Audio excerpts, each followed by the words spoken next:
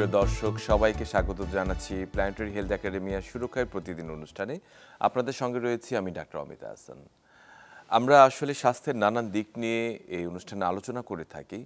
আজকে আমরা স্বাস্থ্যের সাথে সম্পৃক্ত একটি গুরুত্বপূর্ণ বিষয় নিয়ে কথা বলতে চাই, সেটি হচ্ছে প্রযুক্তি। স্বাস্থ্যের সঙ্গে প্রযুক্তির আসলে যে যোগসূত্র, সেটির সূচনা হয়েছিল কবে সেটি বলার আগে আমরা এটি বলতে পারি যে বর্তমান সময়ে আমরা প্রযুক্তি ছাড়া কিন্তু স্বাস্থ্যসেবাকে কল্পনা করতে পারি না। এখন আর্টিফিশিয়াল ইন্টেলিজেন্সের যুগ। আমরা দেখেছি যে অনেক কিছুই মানুষ নিজে তার ওয়াচটি রয়েছে, সেই ওয়াচ তাকে ইনফরমেশন দিচ্ছে সে কত কদম হাঁটছে, তার রেসপিরেটরি রেট কত, হার্ট রেট কত, তার অ্যাক্টিভিটি ঠিক আছে কিনা। একই সঙ্গে যখন আমরা ডাক্তারের কাছে যাই তখন তার যে যন্ত্রপাতিগুলো রয়েছে, যে টুলস রয়েছে, সেখানে কিন্তু প্রযুক্তির ব্যবহার আমি বলবো সর্বাধিক। এই প্রযুক্তিকে এবং একই সঙ্গে এই ডিজিটাল হেলথকে মানুষের কাছাকাছি দোরগোড়ায় পৌঁছে নেওয়ার পেছনে কিন্তু প্রযুক্তির বড় একটি গুরুত্বপূর্ণ অবদান রয়েছে। এই বিষয়গুলো আসলে কিভাবে শুরু হলো, বিশেষ করে বাংলাদেশে, এবং এই প্রযুক্তি নিয়ে কাজ করেছেন, বিশেষ স্বাস্থ্যসেবায় প্রযুক্তি নিয়ে কাজ করেছেন, তার মধ্যে অগ্রযাত্রায় অন্যতম নাম হচ্ছে ডক্টর কাজী রফিকুল ইসলাম মারুফ। আমরা তার সঙ্গে আজকে আপনাদেরকে পরিচয় করিয়ে দিব যে বাংলাদেশের স্বাস্থ্যসেবায় ডিজিটাল হেলথ কিভাবে আসলে সম্পৃক্ত হলেন তিনি এবং কিভাবে অগ্রযাত্রায় ভূমিকা রেখেছেন। স্বাগত ডক্টর কাজী রফিকুল ইসলাম মারুফ। শুরুতে আপনার পরিচয়টা আমি দিচ্ছি যে আপনি সহযোগী অধ্যাপক, division of health care, digital transformation, data driven innovation initiative, Kyushu university, Japan, এবং director research and development centre, Grameen কমিউনিকেশনসে কাজ করেছেন। তো আজকে আমাদের অনুষ্ঠানে আপনাকে ভীষণভাবে স্বাগত জানাচ্ছি। অনেক ধন্যবাদ আপনাকে। আমি আসলে ভিন্ন একটি বিষয় নিয়ে আজকে কথা বলছি। আমার ভীষণ ভালো লাগছে যে আসলে শুধু রোগ বালাই এগুলো নিয়ে কথা বলতে, যে এই যে আমরা যে আধুনিক যে সুযোগ সুবিধাগুলো আমরা উপভোগ করছি সেগুলো কিন্তু অনেক সময় পেছনে পড়ে যায়, পেছনের কথাগুলো কিন্তু সামনে আসে না। আমি শুরুতে জানতে চাইব যে আসলে আপনি এই স্বাস্থ্যসেবায় কিভাবে আসলেন এবং একই সঙ্গে প্রযুক্তির মানুষ আপনি, বিশেষ করে আপনি অ্যাপ্লাইড ফিজিক্স গ্র্যাজুয়েশন করেছেন, পোস্ট গ্র্যাড করেছেন, তারপর ডক্টরেট পিএইচডি করেছেন। এই বিষয়টিতে কিভাবে আসলেন স্বাস্থ্যসেবার সাথে প্রযুক্তির? আচ্ছা, মানে শুরুটা যদি আমরা একেবারে জানি ছোটবেলার চিন্তা ভাবনা থেকে। আচ্ছা, আসলে আমার ছোটবেলা শুরু হয়েছে, আমি এসএসসি পাশ করেছি খুলনা থেকে, এখন যে মংলা পোর্ট, ওইখানে সেন্ট পলস হাই স্কুল, সেখান থেকে আমার এসএসসি পাস। এটা ছিল 1981 সালে। এরপরে আমি নর্ডেম কলেজ থেকে ইন্টারমিডিয়েট পাস করি 83 সালে, 83-তে। তো তারপরে আমার খুব ইচ্ছে ছিল আমি কম্পিউটার নিয়ে পড়াশোনা করব। তখন কম্পিউটার এই টার্মটা আমাদের জন্য খুব ইন্টারেস্টিং একটা জিনিস ছিল। শুধু নামটাই জানতাম কম্পিউটার, আসলে কম্পিউটার কি তখন আমরা ভালো করে জানতাম না। আর কম্পিউটার সায়েন্স বলে যে একটা বিষয় আছে সেটাও আমাদের জানা ছিল না। শুধু কম্পিউটার কথা শুনেছি, শুনে মনে হতো যে আমিও কম্পিউটার নিয়ে পড়াশোনা করতে চাই। তো তখন খোঁজ নেওয়া শুরু করলাম যে ইন্টারমিডিয়েটের আগেই যে আমি যে কম্পিউটার পড়তে চাই তাহলে কোথায় পড়া যায়। তো তখন আমার কাছে যে তথ্য সংগ্রহ করলাম তাতে দেখলাম যে দুটো জায়গাতে যাদের এডুকেশন কারিকুলামে কম্পিউটার কোর্স আছে, একটা ছিল Dhaka university applied physics and electronics, যেটা এখন ট্রিপল-ই হয়েছে, আর আরেকটা ছিল বুয়েটের ইলেকট্রিক্যাল ইঞ্জিনিয়ারিংয়ে, যেখানে কম্পিউটারের কোর্স ছিল। তো ইনফ্যাক্ট আমি দুটোই দেখতে গিয়েছি। আমি যখন নর্ডেম কলেজে পড়তাম আমি দেখতে গিয়েছি কাদের ল্যাবের কি সিচুয়েশন, কম্পিউটার কোথায় আছে এবং কোন ধরনের কম্পিউটার ব্যবহার করে। তো তখন তো ডেস্কটপ কম্পিউটারই ছিল একমাত্র, এবং আপনারা জানেন যে এখনকার মতো এই অবস্থা ছিল না। তখন বড় সিডি ব্যবহার করা হতো, ওই জন্য ফ্লপি ডিস্ক যেটাকে বলতাম, ওই রকম ছিল। তো এই দুটো জায়গায় তখন আমার ইন্টারেস্টের তৈরি হলো যে এই দুটো জায়গায় আমার যে কোনো একটা জায়গায় আমি সুযোগ চাই। কিন্তু আমার বাসা থেকে আবার একটা প্রেশার ছিল, আমার আব্বার শখ ছিল আমি ডাক্তার হব, কারণ আমার বড় বোন ডাক্তার, যে তার ইচ্ছা ছিল এরকম। তো আমাদের সময় যেটা হতো সবগুলো পরীক্ষা আলাদা হতো। হ্যাঁ, প্রথমে মেডিকেলের পরীক্ষা, ওইটা রেজাল্ট হয়ে গেল, আমার যেভাবে হোক আমি সুযোগ পেয়ে গেলাম মেডিকেলে। কিন্তু আমি তখনও অ্যাডমিশন নিচ্ছি না, অপেক্ষায় আছি অন্যগুলোর কী অবস্থায়, যদি সুযোগ না হয় তখন হয়তো এখানে যেতে হবে। কিন্তু আই ওয়াজ লাকি যে পরে ঢাকা ইউনিভার্সিটি যখন পরীক্ষা হলো প্রায় 15,000 আমরা পরীক্ষা দিলাম ইউনিটে। তো তার মধ্যে অ্যাপ্লাইড ফিজিক্স ইলেকট্রনিক্সে ঢুকতে গেলে আমার গ্যারান্টেড হবে যদি কিনা আমি প্রথম 50 জনের মধ্যে থাকতে পারি 15,000 মধ্যে। তো এটা ভীষণ একটা চ্যালেঞ্জে একটা ছিল, কিন্তু লাকিলি আমি ওই গ্রুপে চলে গেলাম। তো তখন এটা আমার কাছে বিশাল একটা পাওয়া মনে হলো, এবং তখনই সিদ্ধান্ত নিলাম যে আমি অ্যাপ্লাইড ফিজিক্স ইলেকট্রনিক্সে পড়বো। তো ওইখানে ঢুকলাম, ঢোকার পরে অ্যাপ্লাইড ফিজিক্স ইলেকট্রনিক্স থেকে আমি পড়াশোনা শেষ করলাম, অনার্স এবং পিএইচডি শেষ হলো 91-এ আমাদের ফাইনাল পরীক্ষা হলো, পিএইচডির অনার্স মাস্টার্সের ফাইনাল পরীক্ষা দিলাম। তো এরপরে আমি যেহেতু থিসিস গ্রুপে ছিলাম, যেটা হলো যে থিসিসের কারণে আমাদের কিছু সময় থাকতো, প্রতিদিন ল্যাবে যে কাজ করতাম প্লাস কিছু সময় থাকে। তো তখন একটা সিদ্ধান্ত নিলাম যে এই সময়টায় কাজে লাগানো যায় কীভাবে, যেহেতু ফুল টাইম আমাকে থাকতে হয় না। ঠিক ওই সময়ে বাংলাদেশে আপনার জানবেন যে তখন কম্পিউটার নিয়ে ডিল করতো বা কম্পিউটারের সবচেয়ে প্রমিনেন্ট একটা অর্গানাইজেশন ছিল, সেটা ফ্লোরা লিমিটেড। হ্যাঁ, ওরাই বাংলাদেশে কম্পিউটারকে পরিচিতি দেয় আমার মনে হয় আর কি, ওই সময়টা ওদের নামই ছিল। তো ওদের একটা সফটওয়্যার ডিপার্টমেন্ট ছিল, তো ওরা একজন সফটওয়্যার ইঞ্জিনিয়ার নেওয়ার সিদ্ধান্ত নিল। তো তখন সেটা হচ্ছে একজন সফটওয়্যার ইঞ্জিনিয়ার নিবে, কিন্তু সেখানে অ্যাপ্লাই করলো আপনার 150 জন অ্যাপ্লাই করলো। এরা সবাই অ্যাপ্লাইড ফিজিক্সের অথবা ইলেকট্রিক্যাল ইঞ্জিনিয়ার, বুয়েটের ইলেকট্রিক ইঞ্জিনিয়ারিং। তো এর মধ্যে থেকে একজন মাত্র নিবে, সেখানে I was always very lucky, আমার ওইখানে হয়ে গেল আর কি। তো পরে আমি এখানে জয়েন করলাম, একদিকে থিসিসের কাজ করছি আর একদিকে ওইখানে কাজ করছি। এটা ছিল আপনার 92 জানুয়ারি থেকে ডিসেম্বর পর্যন্ত আমি ফ্লোরাতে কাজ করলাম। এবং ফ্লোরাতে যখন কাজ করি তখনই আমার ফ্লোরারই এক কলিগ, সে তখন বাইরের দেশগুলোতে যোগাযোগ করছে হায়ার স্টাডির জন্যে। তা আমারও আগ্রহ ছিল এবং তার অনুপ্রেরণায় আমি তখন আবার ওর মতো করেই আমি জাপানে একটু আগ্রহ দেখালাম। জাপানের কয়েকটা ইউনিভার্সিটির সাথে যোগাযোগ করলাম এবং আমি দেখলাম যে কোথায় আমার ইন্টারেস্টের জায়গা, কারণ তখনই আমার ভেতরে প্ল্যান করে ফেলেছিলাম আমি স্পিচ রেকগনিশন নিয়ে কাজ করতে চাই। হ্যাঁ, যেটা এখন সবার হাতের মাঝে আছে, আমরা সহজেই এক ল্যাঙ্গুয়েজ থেকে আরেক ল্যাঙ্গুয়েজ ভয়েস ট্রান্সফার করছি, কিন্তু এটা তো বেসিক প্রথম কাজটা হচ্ছে স্পিচটাকে রেকগনাইজ করা, যে আমি কি বলছি এটাকে কম্পিউটারকে বোঝানো। তো এইটা নিয়ে কাজ করার ইচ্ছা ছিল। তো ওইটা খোঁজ করতে যে জাপানের বিভিন্ন ইউনিভার্সিটি যখন চেক করলাম, হোক্কাইডো ইউনিভার্সিটি একজন টিচার পেলাম যে এক্স্যাক্টলি এই জিনিস নিয়ে কাজ করছে এবং খুব আগ্রহ তৈরি হলো এবং আমি ওনাকে লিখলাম। ওনাকে লেখার কারণে যেটা হলো, সাথে সাথে উনি আমার কাছে একটা পজিটিভ রিপ্লাই দিলেন। হ্যাঁ, এবং 92-এর আমি ওনার সাথে যোগাযোগ হওয়ার পরে 93-র 1 জানুয়ারি থেকে আমি স্কলারশিপ পেলাম, আমার এখানে যাওয়ার সুযোগ হলো এবং আমি তখন হোক্কাইডো ইউনিভার্সিটি ইনফরমেশন ইঞ্জিনিয়ারিংয়ে পিএইচডির এনরোল করলাম। তো সরাসরি যদি বলে একাডেমিক্যালি আমি তখন ঢাকা ইউনিভার্সিটি থেকে আমি হোক্কাইডো ইউনিভার্সিটির মাধ্যমে ইনফরমেশন টেকনোলজিতে সরাসরি পড়াশোনা শুরু করলাম। তো এরপরে যেটা ঘটলো যে আমি ওইখানে পাশ করার পরে ইনফ্যাক্ট আমার ইচ্ছা ছিল আমি বাংলাদেশে ফিরে আসবো, আবার জাপানে বা বাইরের দেশে থাকার ইচ্ছা ছিল না। কিন্তু আমাদের সময় একটা ব্যাপার ছিল যেটা, যে আমার পিএইচডির শিডিউল ডেট ছিল আপনার, যেহেতু 93-তে আমি গেলাম, 1 বছর আমার রিসার্চ স্টুডেন্টশিপ হিসাবে স্টাডি করতে হলো, তারপর 3 বছরের আমাদের পিএইচডি কোর্স ছিল। তো 94, 95, 96 এবং 97-এর মার্চে আমাদের গ্রাজুয়েশন হবে এরকম। তো তখন আমরা যারা ইনফরমেশন টেকনোলজি ফিল্ডে কাজ করতাম, বিশেষ করে বাইরের দেশ থেকে যারা যেতাম, তাদের একটা ভীষণ ডিমান্ড ছিল জাপানের আইটি মার্কেটে। কারণটা হচ্ছে যে জাপানও ওই সময় চেষ্টা করছিল ওদের আইটিকে ইন্টারন্যাশনাল মার্কেটে নিয়ে যাওয়ার জন্য। হ্যাঁ, কিন্তু আপনারা জানেন যে ওই সময়টা এখন অনেক ডেভেলপ করছে, কিন্তু ওই সময়টা যেটা একটা বড় ইস্যু ছিল, জাপানের ইংরেজি তত ভালো ছিল না, ওরা ইংরেজি করতো না, পড়াশোনা করতো না, ওদের এডুকেশন ইউনিভার্সিটি ক্লাসগুলো মূলত জাপানিজে হতো। কিন্তু আমি যেহেতু পিএইচডি করেছি, আমাকে জাপানিজ ক্লাস অ্যাটেন্ড করতে হয়নি, কিন্তু রিসার্চের কাজগুলো, প্রফেসরদের সাথে যোগাযোগ, এই সব কিছুর জন্য জাপানিজ ল্যাঙ্গুয়েজ দরকার ছিল। তো আমরা যারা বাইরের দেশ থেকে যাই, আমাদের তো একে তো ইংরেজি জানা আছে, তারপরে জাপানিজ ল্যাঙ্গুয়েজ জানি, আইটির ফিল্ডের এক্সপার্টিজ আছে, এই তিনটা কম্বিনেশন হয়ে গেল। এটা ভীষণ একটা ডিমান্ড ছিল তখন। আর তখন যেটা হতো যে পিএইচডির 3 বছর ছিল, কিন্তু সেকেন্ড ইয়ারে সবার কিন্তু চাকরি কনফার্ম হয়ে যেত, কারণ বিভিন্ন বড় বড় কোম্পানি যেমন ধরুন হিটাচি, টয়োটা, নিসান, এই তোশিবা, বড় কোম্পানিগুলো আমাদের ইউনিভার্সিটি ডিপার্টমেন্ট আসতো হেড হান্টিংয়ের জন্য, এবং ওরা সবার স্টুডেন্টদের সাথে যোগাযোগ করে ওদের চাকরি সেকেন্ড ইয়ারের মধ্যে কনফার্ম করে দিত, যাতে করে ফাইনাল ইয়ারে গেলে কোনো স্টুডেন্ট তার টেনশন থাকবে না চাকরির জন্য, সে নিশ্চিন্তে তার ফাইনাল ইয়ারটা শেষ করতে পারবে, আর কোম্পানিগুলো নিশ্চিত থাকে যে আমার এমপ্লয়মেন্ট যাদের দরকার তাদের নিশ্চিত করে ফেলেছে। জি। তো কিন্তু আমি যেটা বললাম যে আমার কখনই আগ্রহ ছিল না যে জাপানে থাকার, যে কারণে আমি আমার প্রফেসরকে বলতাম যে সেন্সে আমি কিন্তু এখানে থাকতে চাই না, আমি চলে যাব। আর আমার প্রফেসর সবসময় নক করতেন, যে উনি আমাকে খুব সুন্দর একটা অ্যাডভাইস দিতেন, এবং আমার প্রফেসর খুব ভালো মানুষ বলবো আমি আর কি, একটা ফাদার লাইক ইমেজ যাকে বলে, ওই রকমভাবেই আমাকে আগলে রাখতেন। উনি আমাকে সবসময় বলতেন, মারুফ তুমি তো দেশে ফিরে যাওয়ার কথা বলছো, এটা আমি তোমার অ্যাপ্রিসিয়েট করি যে তুমি তোমার দেশে সার্ভ করবা, ভালো কথা, কিন্তু তুমি তো জাপানে আসছো জাপানিজ টেকনোলজি জানার জন্য, জাপানের way of work habit, work practice এগুলো জানার জন্য।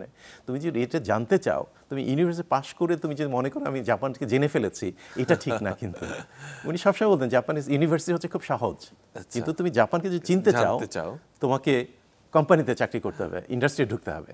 ইন্ডাস্ট্রি ঢুকে তুমি 2 বছর চাকরি করো, তাইলে তুমি জাপানের ওয়ার্ক মেকানিজম তুমি জানতে পারবে। তো উনি সবসময় আমাকে এই কথাগুলো বলতেন, কিন্তু আমি তাকে উল্টো বোঝানোর চেষ্টা করতাম। আমি যদি 2 বছর এখানে থাকি তাহলে বাংলাদেশে আমি 2 বছর পিছিয়ে যাব। আলটিমেটলি যেহেতু গোল আমার বাংলাদেশে যাওয়ার, তো এভাবে কনভারসেশনগুলো চলতো। তো পরবর্তী দেখা গেল যে 3rd ইয়ার যখন উঠলাম, আমার সাথে আমরা 5 জন ছিলাম আমার ব্যাচে, পিএইচডি করছে। 4 জনের চাকরি হয়ে গেছে, আমি একমাত্র আমার চাকরি হয়নি। কিন্তু আমার টেনশনও ছিল না, যেহেতু আমি দেশে ফিরে আসবো। তো এরপরে যেটা ঘটলো যে আমাদের গ্রাজুয়েশন সেরেমনি ছিল 1997-এর 25শে মার্চ গ্রাজুয়েশন সেরেমনি। আর আমি যেহেতু জাপানিজ গভর্নমেন্ট স্কলারশিপ নিয়ে জাপানে গিয়েছি, গভর্নমেন্ট থেকে ওই গ্রাজুয়েশনে ফেরার জন্য আমার রিটার্ন টিকিটে চলে আসলো। আমি মার্চের 29 তারিখে বাংলাদেশে ফিরে আসবো, এইভাবে আমার টিকিট ফিক্স করা আছে। জি। আর 25 তারিখে গ্রাজুয়েশন সেরেমনিতে আমি অ্যাটেন্ড করলাম। 26 তারিখ বাদ দিয়ে 27 তারিখে আমি ইউনিভার্সিটি গেলাম প্রফেসরের সাথে শেষ বিদায় নেয়ার জন্য আর কি। আর বন্ধু যারা ছিল, ল্যাবে যারা ছিল, সবার কাছে বলে আসার জন্য। তো তখন প্রফেসরকে যখন আমি বললাম যে স্যার আমি আমার ফ্লাইট পরশুদিন আছে, তো আমি আমার কৃতজ্ঞতা প্রকাশ করলাম তার জন্যে। তো তখন সে বলল, মারুফ, তোমার সাথে কাজ করে আমার খুব ভালো লেগেছে, কিন্তু তোমাকে আমি একটা অ্যাডভাইস করলাম, তুমি আমার অ্যাডভাইসটা রাখলা না, কারণ তুমি তো কখনো জাপানে চাকরি করার আগ্রহ দেখালা না। কিন্তু তুমি যদি অন্তত ইন্টারভিউগুলো অ্যাটেন্ড করতা, তাহলে অন্তত কোম্পানিগুলোর ভিতর যে ওদের ওয়ার্ক প্র্যাকটিসটা তুমি দেখতে পারতা। তো ওইটাও তো দেখো না যে জাপানিজ কোম্পানিগুলো কীভাবে কাজ করে। তো আমি তোমাকে একটা ফাইনাল অ্যাডভাইস করি যে আগামীকাল 28 তারিখ তুমি একটা কোম্পানি আমি তোমাকে ইন্ট্রোডিউস করে দেবো, ওই কোম্পানিতে যাও, ওদের সিও তোমার জন্য অপেক্ষা করবে এবং তারা তাদের কার্যক্রম দেখাবে। ওইটা দেখে ওই অভিজ্ঞতা নিতে, মানে এটি আপনাকে আগ্রহী করলো যে ঠিক আছে দেখে আসি। তো খুবই ইন্টারেস্টিং। তো আমি যখন পরের দিন, যেহেতু প্রফেসর এভাবে বলছে এবং পরে 2 দিন পরে আমি চলে আসবো, শেষ রিকোয়েস্টটা রাখতেই হয়, এটা মনে করে বললাম ঠিক আছে আমি 1 ঘন্টার জন্য এই কোম্পানিতে যাবো, যেহেতু আমার শেষ সময় তাড়াহুড়া আছে। তো প্রফেসর বললো অসুবিধা নেই, আমি ওদেরকে বলে রাখবো এইভাবে তুমি যে ওদের কাজ দেখে আসলা। তো খুবই ইন্টারেস্টিং। আমি যখন ওই অফিসে গেলাম পরের দিন 11টায় আমাকে সময় দিল, আমি 11টার সময় গেলাম, যে দেখলাম যে অফিসের যে সিইও যিনি আছেন তিনি অপেক্ষা করছেন আমার জন্য। তো উনি খুব আগ্রহের সাথে আমাকে ওনার রুমে নিয়ে গেলেন। রুমে নিয়ে ওনার প্রথম কথা আমার প্রতি ছিল, তুমি কখন জয়েন করছো? তা আমি তো অবাক। আমি বললাম যে আমি তো জয়েন করার জন্য আসিনি, আমি এসেছি তোমরা কীভাবে কাজ করো এটা দেখার জন্যে। তো তখন উনি বললেন, হ্যাঁ সেটা আমি বুঝতে পারছি, প্রফেসরের সাথে আমার কথা হয়েছে, উনিও তাই বলেছে, কিন্তু আমার মনে হয় কি মারুফ, তুমি তো ইয়াং, তুমি এখনও হয়তো বুঝে উঠতে পারছো না যে তুমি ভীষণ একটা সুযোগ হাতছাড়া করবা। কারণ এখানে যে তুমি 2-1 বছর কাজ করো, তাই তোমার যে অভিজ্ঞতা আছে সেই অভিজ্ঞতা নিয়ে তুমি দেশে গেলে তুমি দেশকে বেশি সার্ভ করতে পারবা। হ্যাঁ, এইভাবে উনি বলছিলেন। আর যেটা বললাম, ওদের আসলে আমাদের মতো লো কোড প্রচণ্ড ডিমান্ড ছিল ওই সময়টা, যে কারণে উনিও চাচ্ছিলেন আমি যেন জয়েন করি। তো আমি বিভিন্নভাবে বলছি যে না, আমি ফিরে যাব, আমার টিকিট রেডি হয়ে আছে। তো তখন উনি আবার আমাকে বিভিন্নভাবে প্রলুব্ধ করার চেষ্টা করছেন। উনি বললেন যে আমি বুঝতে পারছি তুমি অনেক কষ্ট করে পিএইচডি শেষ করেছো, এখন দেশে যেতে ইচ্ছে করছে, বাবা মার সাথে দেখা করতে ইচ্ছে করছে, বন্ধুবান্ধব যারা আছে তাদের সাথে দেখা করবে, সেটা যাও, তুমি একটা কাজ করো, তুমি আমার এই কোম্পানিতে জয়েন করে যাও। জয়েন করে গেলে তোমার আমি টার্মস আর কন্ডিশন দিই, তুমি দেখো এটা পছন্দ হয় কিনা। তুমি জয়েন করলে যেটা হবে, তোমাকে অ্যাডভান্স 2 মাসের ছুটি দেওয়া হবে। তাহলে এই ছুটির সময় তুমি ফুল স্যালারি পাবা। তাহলে তুমি বাংলাদেশে যে 2 মাস কাটাবে, এই সময়টায় তুমি তোমার টাকা পয়সার হিসাব করতে হবে না, তুমি জাপানে স্যালারি পাচ্ছ, সেটা যদি তুমি ভালোভাবে ঘুরে আসতে পারবা। আর 2 মাস পরে তোমার যদি মনে হয় যে তুমি আসবা, তাহলে আমি এখান থেকে এয়ার টিকিট পাঠিয়ে দিব, তুমি চলে আসলা। আর 2 মাস পর তোমার যদি মনে হয় তুমি আসবা না, আমার কোনো আপত্তি থাকবে না। তো এইভাবে যখন বারবার বলা শুরু করলেন, তখন আমার ভেতরে আমার চিন্তার পরিবর্তন ঘটতে শুরু করলো, কেন জানি। কারণটা হচ্ছে দীর্ঘ 4.5 বছর জাপানে থাকার পরে যখন চলে আসার সময় হলো, তখন এক ধরনের কষ্ট লাগছিল। আর ইন দ্য মিন টাইম আমার ওয়াইফ যিনি, ওর সাথে তখন আমার পরিচয় হয়েছে, আমাদের একটা রিলেশনশিপ চলছিল, এবং প্ল্যানটা ছিল যে আমি বাংলাদেশে চলে আসব, চলে এসে বাংলাদেশে আমার 1 বছর সময় লাগবে সেটেল করার জন্য, তারপরেও বাংলাদেশে আসবে এবং আমরা বাংলাদেশে থাকবো আর কি, এরকম পরিকল্পনা ছিল। কিন্তু শেষ মুহূর্তে এসে একটু ওইটাও নিজেকে এক ধরনের সেলফিশ মনে হলো। কারণটা হচ্ছে আমি কিন্তু আমার ফ্যামিলিতে আমার 6 ভাই বোন, আমি আমার দেশে আসার জন্য পাগল হয়ে গেছি, আমার বাবা মা ভাই বোনের সাথে থাকার কথা চিন্তা করছি। যখন আমি ওর কথা চিন্তা করলাম, ও হচ্ছে বাবা মার একমাত্র মেয়ে, তো ও বাবা মা ছেড়ে আমার জন্য চলে আসবে, এটা কেন যেন নিজেকে এক ধরনের সেলফিশ লাগছিল আর কি, ওই ফিলিংসটাও কাজ করছিল। তো সব কিছু মিলে আমি তখন ওই কোম্পানি কেন যেন ইয়েস বলে ফেললাম, ঠিক আছে। আবার তাকে রিমাইন্ডার দিলাম আমি কিন্তু 2 মাস পরে সিদ্ধান্ত নিব, না আসলে কিন্তু কিছু যেন বলো না তখন। তো তাতেই রাজি হয়ে গেল। এরপরে আমি চলে আসলাম। তো আসার পরে বাংলাদেশে 2 মাস সুন্দর সময় কাটালাম, কিন্তু তারপর এক ধরনের অপরাধ বোধ, মানে এক দায়িত্ববোধ কাজ করলো। 2 মাস ওদের স্যালারি নিয়েছি, ঠিক আছে যাই কিছুকাল থেকে তারপরে না হয় আসবো।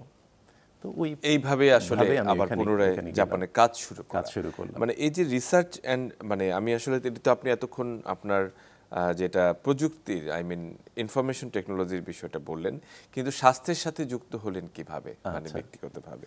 ওকে, তো আমি তো প্রথমে জাপান আইটি ইন্ডাস্ট্রিতে ঢুকলাম, কিন্তু যেটা বলেছিলাম আমার প্রথমেই টার্গেট ছিল বাংলাদেশে আমি কাজ করব।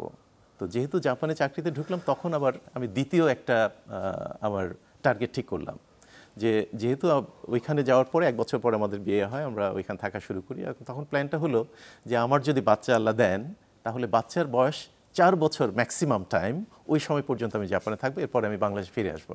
কারণ লং রানে আমার বাংলাদেশে সেটেল করার ইচ্ছা। তো বাচ্চাদের এডুকেশন মাঝপথে আসাটা ডিফিকাল্ট হয়, যেহেতু এডুকেশন সিস্টেম ডিফারেন্ট। তো 4 বছর বয়স হলে তখন আমি দেশে ফিরে আসলে ওইখান থেকে এডুকেশনটা শুরু করবে। তো এইভাবে যেটা হলো যে 2005 সালে আমার মেয়ের বয়স তখন 5 বছর হলো, এবং তখন আমার ছেলের বয়স 1.5 বছর, আমার 2টো বাচ্চা। তো ওই সময় আমি আবার আমার অফিসকে তখন নক করলাম যে এখন আমার যাওয়ার সময় হচ্ছে। ইন দ্য মিন টাইম আসলে আমি আমার প্রথম কোম্পানি ছেড়ে দ্বিতীয় আরেকটা কোম্পানিতে এসেছিলাম, বেটার অপরচুনিটি পেয়ে সিচুয়েশনের কারণে চলে আসি। ওইটা আরও চমৎকার একটা কাজের সুযোগ আমাকে দিয়েছিল। ইন্টারন্যাশনাল মার্কেটে কাজ করতাম তখন ওই কোম্পানি আমি আপনার ওভারসিজ বিজনেস ডেভেলপমেন্ট টিমের ম্যানেজার হিসেবে কাজ করতাম। জাপানিজ কোম্পানিগুলোতে যেটা হয় যে ম্যানেজার লেভেলে যারা তখন কাজ করতো সব সিনিয়র, অনেক সিনিয়র, এবং আমি একমাত্র একদম জুনিয়র একটা ছেলে। ওই সিনিয়রদের সাথে বোর্ড মিটিং যখন হতো, নিজেকে মানে খুব অসহায় লাগতো, সবাই এত সিনিয়র, সাদা চুলের মানুষজন, তখন ছোট্ট একটা ছেলে বসে আছে। কিন্তু ওই যে বললাম যে আমাদের তখন একটা ডিমান্ড ছিল, ইন্টারন্যাশনাল মার্কেট কাজ করার জন্য আমাদের দরকার ছিল। তো ওই কোম্পানিতে আমি কাজ শুরু করলাম, কিন্তু 2005-এ যখন আমি আসার প্ল্যান করলাম, অফিসকে জানালাম, অফিস আমাকে ছাড়তে চাচ্ছে না। তুমি কেন যাবা? আমি আমার সিচুয়েশন বললাম, ফ্যামিলি পারপাসে যাব। তো বললো যে ফ্যামিলির কথা যদি বলো তখন তো আর তোমাকে আটকে রাখতে পারবো না, তো তাহলে একটা কাজ করো, তুমি চাকরি ছেড়ো না, তুমি বাংলাদেশে যে বাংলাদেশ থেকে আমাদের কাজগুলো করো। তো আপনি জানেন যে আমরা অনেকেই জানি যে ওয়ার্ক অ্যাট হোম এই কোভিডের সময় আমরা অনেকে করেছি। আমি কিন্তু 2005 থেকে ওয়ার্ক অ্যাট হোম করেছি, এবং সেটা ইন্টারন্যাশনাল জব। আমি বাংলাদেশে চলে আসলাম, বাংলাদেশে বসে ওই আমার জাপানিজ কোম্পানির কাজ করতাম, এবং প্রতি 3 মাস পর পর আমি একবার যেতাম জাপানে ফিজিক্যাল মিটিং করার জন্যে, আর বাকিটা ঢাকাতে বসে করতাম। আর যেহেতু আমি ইন্টারন্যাশনাল মার্কেট নিয়ে কাজ করতাম, ধরেন আমার একটা কনফারেন্স ইউরোপে বা আমেরিকাতে আছে, আমি ঢাকা থেকে চলে যেতাম এখানে, আর জাপান টিম ওইখানে যে আমার সাথে মিট করতো, ওইখানে যে আমি টিমকে লিড করতাম, এভাবে কাজ করতাম। তো এইভাবে কাজ করতে করতে 4 বছর যখন কাজ করি, তখন আমার মধ্যে একটা বোরিংনেস কাজ করলো, কারণটা আমাকে ঢাকাতে একা একা কাজ করতে হতো, তাই না? তো তখন আমি বুঝলাম যে আসলে কাজ করার জন্য এনভায়রনমেন্টটা খুব ইম্পর্টেন্ট, এবং আপনার কলিগস খুব দরকার, সেটা সিনিয়র হোক জুনিয়র হোক। জুনিয়রদের কাছ থেকে অনেক ইনফরমেশন পাওয়া যায়, যেটা আমি মিস করছিলাম। তো তখন আমার বাংলাদেশের গ্রামীণ কমিউনিকেশনসের ওদের R&D সেন্টার থেকে আমার একটা রিকোয়েস্ট ছিল আমাকে ওইখানে জয়েন করার জন্য আর কি। তো ওইখানে আমার এক বন্ধু আছে যে কিউসি ইউনিভার্সিটির আরেকজন অধ্যাপক, তো ও একজন ডিরেক্টর হিসেবে এখানে কাজ করছিল।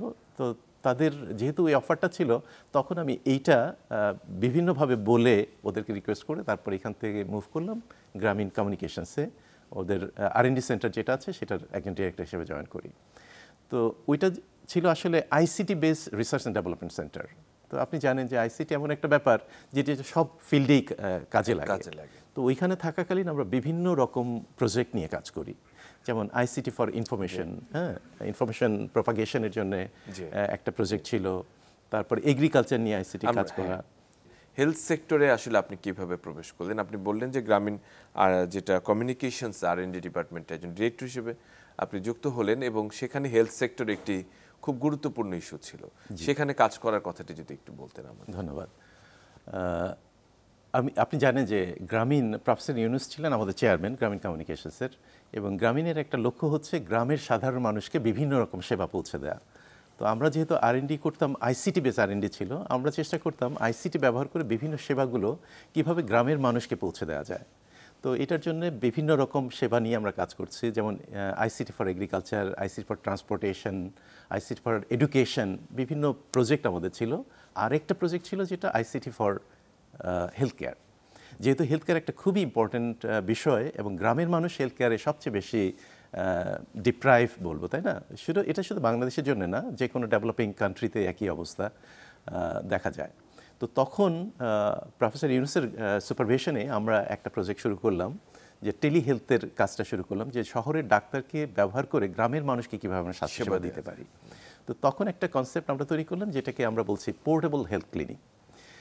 নর্মালি ক্লিনিক বলতে যে ইমেজটা তৈরি হয়, ইমেজটা হচ্ছে যে ক্লিনিকে ডক্টর থাকবেন, নার্স থাকবেন, বিভিন্ন রকম মেডিকেল ইকুইপমেন্ট থাকবেন ইনভেস্টিগেশনের জন্যে, আর রুগী থাকবেন যারা স্বাস্থ্যসেবা নেওয়ার জন্য আসবেন। তো আমরা এইটা তো একটা স্ট্রাকচার থাকে, তাই না? হসপিটাল থাকে, কিন্তু আমাদের গ্রামে তো হসপিটাল নাই ওই পরিমাণ। তা আমরা চিন্তা করলাম আমরা মোবাইল কিংবা পোর্টেবল, প্রথমে চিন্তা করছি মোবাইল একটা হসপিটাল তৈরি করব। ইনফ্যাক্ট আমরা তখন বুথ টাইপ একটা হসপিটাল তৈরি করলাম। একটা বুথ, যেমন টেলিফোন বুথ থাকে, বুথের মধ্যে বিভিন্ন রকম মেডিকেল ইকুইপমেন্ট আছে। ইকুইপমেন্টসে আপনি হাতটা রাখলে ও অটোমেটিক আপনার ব্লাড প্রেশার নিয়ে নেবে, ফিঙ্গার টিপস রাখলে ওইখান থেকে এক ফোঁটা রক্ত নিয়ে আপনার গ্লুকোজ লেভেলটা চেক করে ফেলবে। হ্যাঁ, আপনি ওখানে দাঁড়ালেন যখন, তখন ওয়েটটা নিয়ে ফেললো, হাইটটা নিয়ে ফেললো, বিএমআই ক্যালকুলেশন। এরকম বেশ কিছু ডিভাইস নিয়ে আমরা একটা বুথ তৈরি করলাম। হ্যাঁ, পোর্টেবল বুথ হলো আর কি, মোবাইল বুথ বলতাম আর কি, মোবাইল হেলথ কেয়ার। কিন্তু এইটার একটা আমাদের উদ্দেশ্য ছিল এটা তৈরি করবো এবং গ্রামের বিভিন্ন জায়গায় এটা নিয়ে মুভ করে মানুষকে ওইটার মাধ্যমে সেবা দেব। কিন্তু তখন একটা ইস্যু আসলো যে এটা মুভ করতে গেলে আমার ট্রান্সপোর্টেশন একটা ব্যাপার থাকবে, একটা গাড়ি লাগবে, তাহলে ওই কস্টটা, কারণ আমরা গ্রামীণে যেটা করতাম আমরা সবসময় সাস্টেনেবিলিটি চিন্তা করতাম, এমন কিছু করতে হবে যেটা মানুষ এটা অ্যাফোর্ডেবল হয় মানুষের জন্য। এখন আপনি যখন গাড়ি নিয়ে যে আপনি সেবা দেবেন, তাহলে গ্রামীণ মানুষের ওই অ্যাফোর্ডেবিলিটি নাই, ওইটাকে সে ওই সার্ভিসটা নেয়। তো তখন আমাদের নতুন পরিকল্পনা আসলো যে এটা মোবাইল হবে না, এটা পোর্টেবল হবে, যাতে হাতে নিয়ে এটা মুভ করা যায়।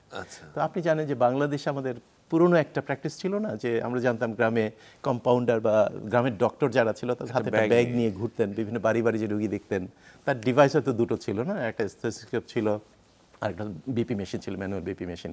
এইটা নিয়েই কিন্তু তারা অনেক রকম ইনভেস্টিগেশন করতে পারতেন। তো আমরা ওই ট্রেডিশনটা ধরে রাখার জন্য আমরা ডিজাইন করলাম পোর্টেবল হেলথ ক্লিনিক বলে একটা বক্স। এই বক্সটার ভেতরে আপনার বিভিন্ন মেডিকেল সেন্সর আছে। আপনি জানেন এখন দিন যত আগাচ্ছে বড় বড় সেন্সরগুলো ছোট হয়ে আসছে, তাই না, পোর্টেবল হয়ে যাচ্ছে। আমাদের ওইখানে প্রায় 15 ধরনের সেন্সর আছে, যেটা দিয়ে আপনি বিভিন্ন রকম ভাইটাল নিতে পারবেন।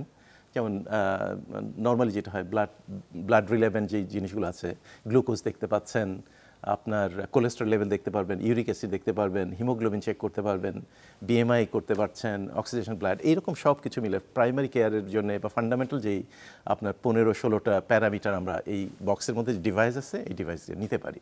এইটা একটা কম্পোনেন্ট। আরেকটা কম্পোনেন্ট, এই ডিভাইসের প্রত্যেকটা ডিভাইসের সাথে আমাদের ইন্টারনেট কানেক্টিভিটি আছে। বক্সের ভিতরে একটা ট্যাবলেট পিসি রাখা আছে।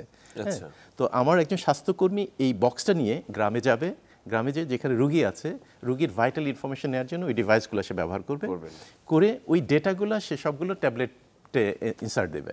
তো ট্যাবলেটের সাথে ইন্টারনেট কানেক্টিভিটি আছে এবং গ্রামীণে আমাদের একটা কল সেন্টার আছে যেখানে ডক্টররা বসে আছেন। হ্যাঁ, তো ওই ডক্টরকে যখন স্বাস্থ্যকর্মী তার পেশেন্ট আইডিটা শেয়ার করে, সে কিন্তু ওই পেশেন্টের এই মুহূর্তে যে ভাইটাল ইনফরমেশনগুলো আছে সবগুলো সে দেখতে পাচ্ছে। দেখার পরে ঢাকা অফিস থেকে ওই পেশেন্টকে আপনার ভিডিও কল করে, যেহেতু এখানে কানেক্টিভিটি আছে, ট্যাবলেট আছে, এটার মাধ্যমে ফার্দার ইনফরমেশন তার যেটা দরকার হয়, আপনার ভালো বুঝবেন যে রুগীর সাথে কথা বলে ফার্দার ইনফরমেশন কালেক্ট করলো, তার ভাইটাল ইনফরমেশন পেয়ে গেল। পাওয়ার পরে সে ঢাকা অফিস থেকে কম্পিউটারে সে অনলাইনে প্রেসক্রিপশন লেখে এবং এই প্রেসক্রিপশনটা আবার ওই বক্সের সাথে ছোট একটা প্রিন্টার আছে, ওই প্রিন্টারে ইনস্ট্যান্টলি বেরিয়ে আসে। তো তার মানে আপনি বুঝতে পারছেন গ্রামের একজন রুগী গ্রামে তার নিজের ঘরে বসে তার ইনভেস্টিগেশন হচ্ছে, নার্সের সহযোগিতায় ডাক্তারের কনসালটেন্সি পাচ্ছে, প্রেসক্রিপশনও পেয়ে গেল। এখন বাকি থাকে শুধুমাত্র ঔষধ।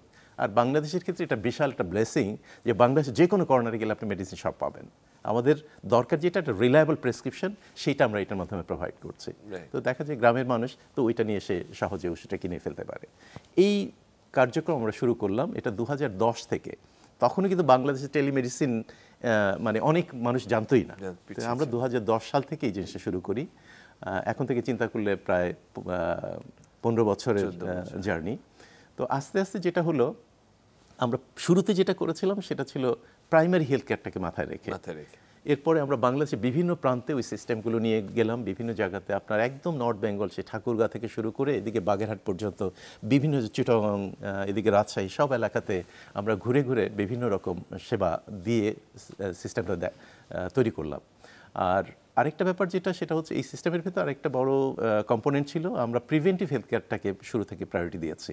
কারণ আপনি জানেন যে আমাদের দেশে ডক্টর এবং পেশেন্টের যে রেশিওটা, সেটা খুবই পুয়ার, এবং যেটা খুবই ইম্পর্টেন্ট, তাই না, বেটার হেলথ কেয়ারের জন্য ডক্টর পেশেন্ট রেশিওটা।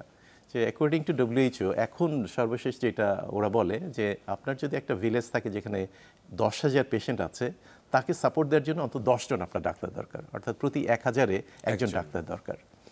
আর বাংলাদেশের প্রেক্ষাপটে আমার বাংলাদেশের বর্তমান স্ট্যাটিস্টিক যদি দেখি, আমার কাছে অবশ্য 2021 সালের ডেটা আমি বলবো, বাংলাদেশে আছে এখন 7 জন ডাক্তার, যেখানে মিনিমাম 10 জন থাকার কথা সেটা 7 জন ডাক্তার। কিন্তু আমি বলবো এটাও একটা ভালো নাম্বার, 10 জন জায়গায় 7 জন আমাদের আছে।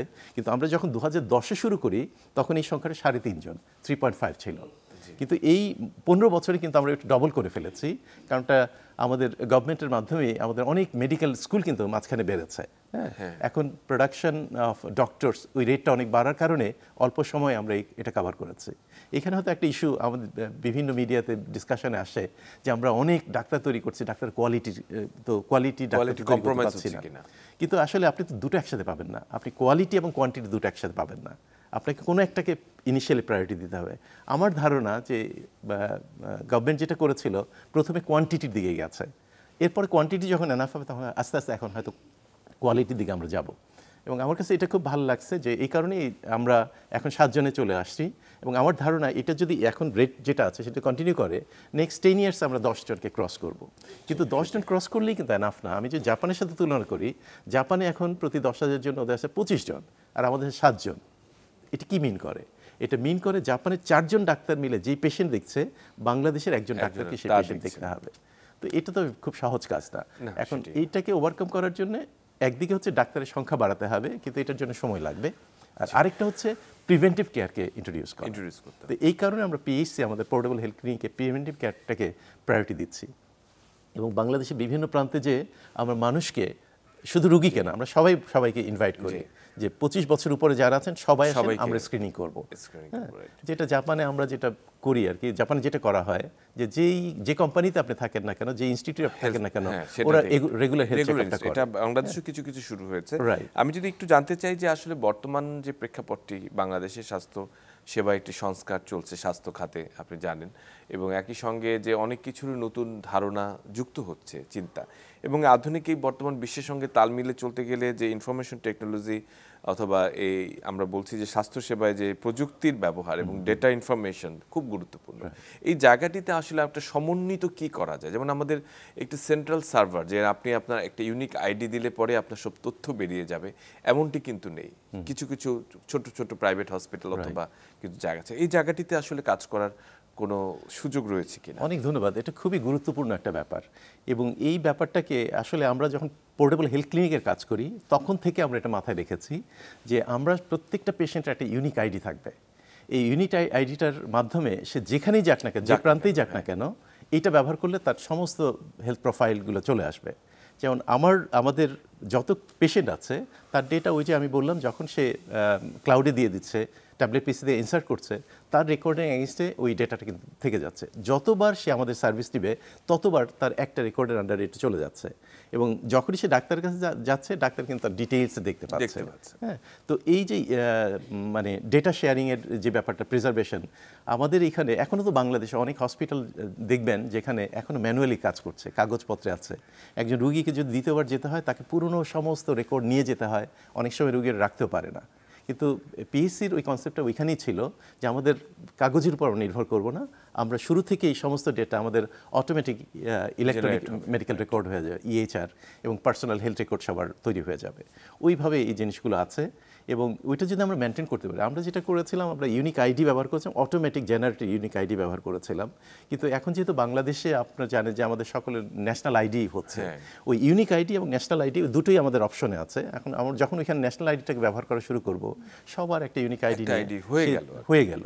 এবং এবং সে যেখানে যাবে যেই হসপিটালে যাক না কেন ওই আইডিটা ব্যবহার করে আমরা যদি কানেক্টিভিটি রাখতে পারি সমস্ত হসপিটালগুলোর মধ্যে, হ্যাঁ, সেটা অনায়াসে সম্ভব। অনেকে জন্ম নিবন্ধন আছে, জন্ম নিবন্ধন আছে, যেটি আসলে পরবর্তীতে এনে নিতে হবে। একই সঙ্গে আমি এটা জানতে চাই যে ডেটা ইনফরমেশন যেটা রয়েছে সেটি একটি ভীষণ গুরুত্বপূর্ণ, কারণ রিসার্চ এবং পরবর্তী যে আমাদের ডিজিজ প্রিভিলেন্স এবং প্রিভেনশন সব কিছু করতে, সেই ডেটা ইনফরমেশনের যদি কোনো ধরনের মানে ইউজ এবং মিস ইউজ দুটি বলছি, যে এটিকে আসলে কিভাবে আপনারা সিকিউর করেন বা করতে চান?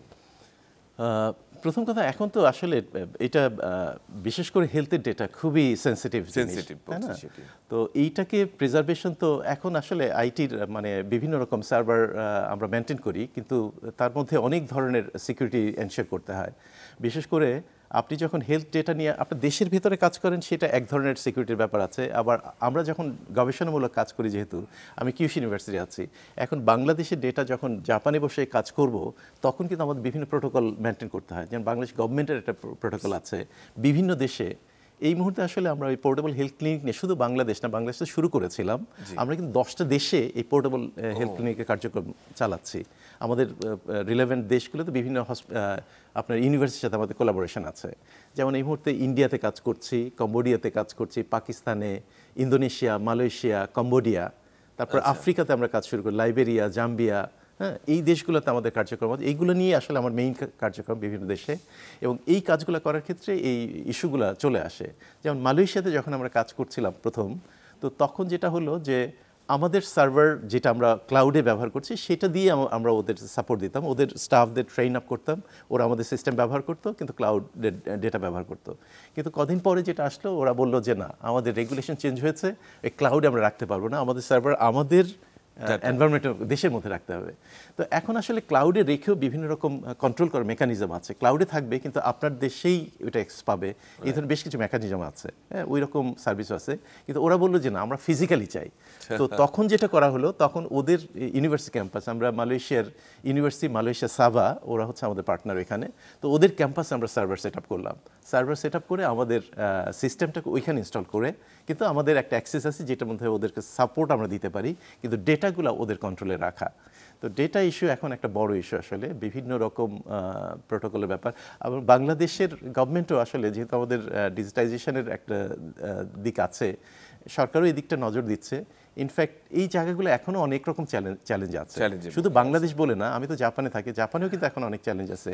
একটু আগে যে ডেটা শেয়ারিংয়ের কথা বললাম, যে একটা ডেটা রেখে সেটা সব জায়গায় কীভাবে কানেক্ট করা যায়, জাপানের মতো দেশ এখনও কিন্তু ওরা এই জিনিসটা নিয়ে কাজ করছে। এটা কিন্তু ওদের ফিনিশড হয়নি এখনো শেষ। যে আমাদের ইউনিভার্সিটির হসপিটাল, একটা বড় হসপিটাল, এখানে যে ডেটা আছে, এই পেশেন্ট যখন অন্য হসপিটালে যাচ্ছে সে কিন্তু এখনও ডেটা শেয়ার করতে পারছে না, শুধুমাত্র কয়েকটা ইউনিভার্সিটির মধ্যে কোলাবোরেশন শুধুমাত্র সেখানে করতে পারছে।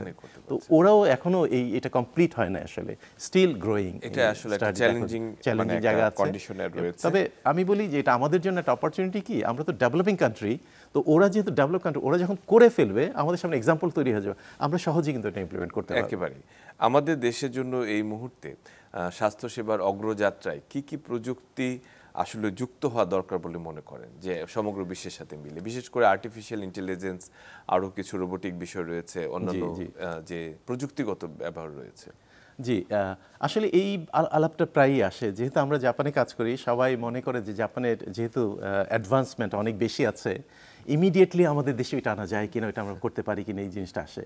কিন্তু আমি আমার অভিজ্ঞতা এবং আমাদের যে গ্রামীণের যে টিম আছে, আমরা সবসময় যেটা বলার চেষ্টা করি, আমরা হাই টেক যেটা আছে সেই জিনিসটা আমরা অ্যাডপ্ট করব, কিন্তু তার আগে যেটা দরকার সেটা হচ্ছে এক্সিস্টিং যে টেকনোলজি আছে সেইটাকে প্রপার ইউটিলাইজ করা। আমাদের অনেক টেকনোলজি আছে, যে পোর্টেবল হেলথ ক্লিনিকের যে কনসেপ্টটা বললাম, এখানে দেখবেন যে নতুন কিছুই নাই, সব কিছু ট্রেডিশনাল জিনিসগুলোকে আমরা একত্রে করে কিন্তু সার্ভিসটা এইভাবে করছি, একদম গ্রামের মানুষ দৌড় করে আমি সার্ভিসটা পৌঁছে দিতে পারছি। হ্যাঁ, এটা কারণটা হচ্ছে টেকনোলজি কিন্তু অনেক আছে, অনেক কম্পোনেন্ট আছে, এটাকে টোটাল মানে প্রপার ইউটিলাইজ করতে হবে। এই পোর্টেবল হেলথ ক্লিনিকের মধ্যে আপনি এআইয়ের কথা বলছেন, এআই কিন্তু এই সিস্টেমের মধ্যে আছে। কিভাবে আছে? একটু আগে আমি বললাম না যে আমার স্বাস্থ্যকর্মী গ্রামে যাচ্ছে, বিভিন্ন ভাইটাল ইনফরমেশন নিয়ে সে সিস্টেমের মধ্যে ইনসার্ট করছে। আমার ওই সিস্টেমের ভিতরে একটা এআই ব্যবহার করা আছে, যখন আপনি ভাইটাল ডেটাগুলো ইনসার্ট করবেন সে কিন্তু অটোমেটিক্যালি আপনাকে আইডেন্টিফাই করে দিবে এই পেশেন্টটার হেলথ স্ট্যাটাস কি, বেশি কম, রেড, অরেঞ্জ, ইয়েলো, গ্রিন, চারটা আমরা ক্লাসিফাই করি, এই পেশেন্ট কোন গ্রুপে পড়বে। হ্যাঁ, ইনফরমেশন পারপাসে। রুগী যদি গ্রিন কিংবা ইয়েলোতে হয় তখন তার জন্য মেডিকেশন দরকার হয় না, তার কিছু লাইফস্টাইল গাইডেন্স দরকার হয়। তো ওইটা স্বাস্থ্যকর্মী নিজেই করতে পারে। আর যখন অরেঞ্জ এবং রেড হবে তখন আমরা ডাক্তারের কনসালটেন্সি নেই। তো এই যে আপনার ট্রিয়াজ আমরা বলছি, ট্রিয়াজ করে আমি কিন্তু রুগী ক্লাসিফাই করছি অটোমেটিক্যালি। তো তাতে করে যেটা হচ্ছে, আমি একটু আগে বললাম যে বাংলাদেশে বিভিন্ন প্রান্তে আমরা ডেটা নিয়ে কাজ করেছি, পেশেন্ট নিয়ে কাজ করেছি, তখন আমরা দেখেছি প্রায় 60% লোক হচ্ছে আপনার গ্রিন এবং ইয়েলোর মধ্যে পড়ে, 40% হচ্ছে আপনার অরেঞ্জ অ্যান্ড রেডের মধ্যে পড়ে।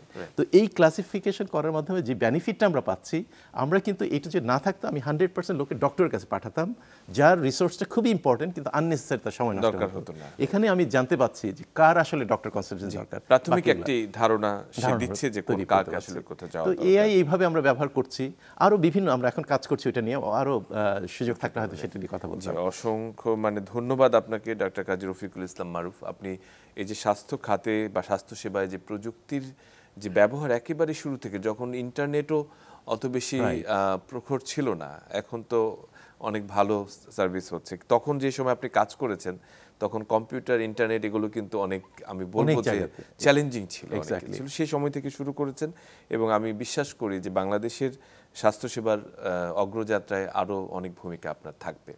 অসংখ্য ধন্যবাদ আপনাকে। ধন্যবাদ।